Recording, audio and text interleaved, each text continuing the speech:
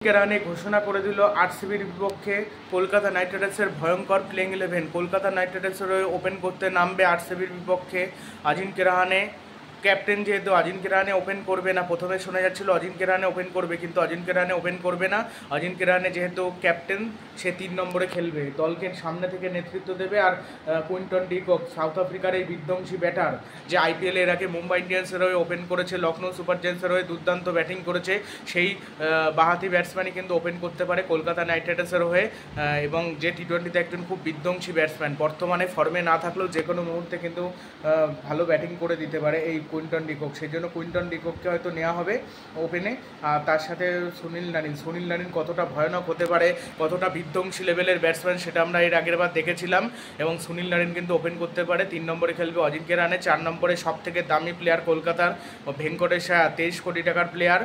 সেই 23 কোটি টাকার প্লেয়ার কিন্তু 4 নম্বরে খেলবে। তার উপর চাপও থাকবে, সে যদি খারাপ খেলে সে কিন্তু ড্রলও হবে।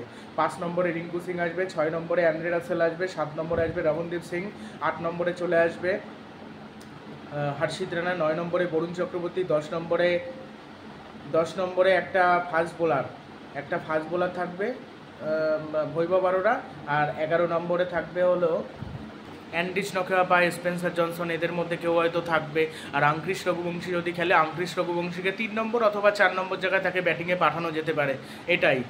তবে শোনা যাচ্ছে যে যেরকম আমি প্লেইং 11 বললাম এরকমই হতে পারে। ইম্প্যাক্ট প্লেয়ার হতে পারে হয়তো বৈভব আরোরা, হর্ষিত রানা, আর বা এটাও হতে পারে বরুণ চক্রবর্তী ইম্প্যাক্ট প্লেয়ার, বরুণ চক্রবর্তীকে এরকমও করতে পারে। তবে মাঠে রাখবে, আমার যা মনে হচ্ছে বরুণ চক্রবর্তী ইম্প্যাক্ট প্লেয়ার হবে না, ইম্প্যাক্ট প্লেয়ার বৈভব আরোরা এটা হতে পারে, বা অথবা হর্ষিত রানা এরকম হয়তো হতে পারে। বা রাসেল যদি পুরোপুরি ফিট না থাকে, রাসেলও ইম্প্যাক্ট প্লেয়ার হিসেবে খেললো, বল করলো না, যদি পুরোপুরি সুস্থ না থাকে। আর কালকে এমনিতেও বৃষ্টির সম্ভাবনা রয়েছে, কী হবে যে কিছুই বলা যাচ্ছে না।